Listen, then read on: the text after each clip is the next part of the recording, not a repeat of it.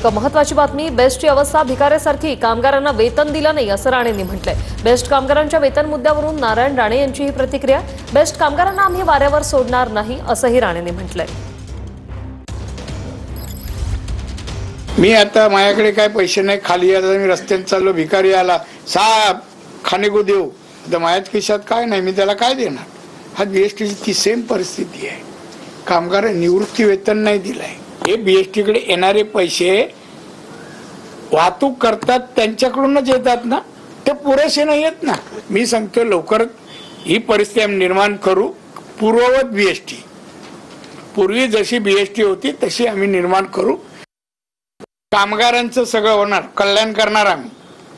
कामगारांना वाऱ्यावर आम्ही सोडणार नाही। मी आज आलोय मुख्यमंत्र्यांकडून हे सगळी देणी तर त्वरित द्यायला लावू, पण बीएसटीचा कायमस्वरूपी सोर्स ऑफ इन्कम आम्ही समर्थ बीएसटी करण्याचा प्रयत्न आहे।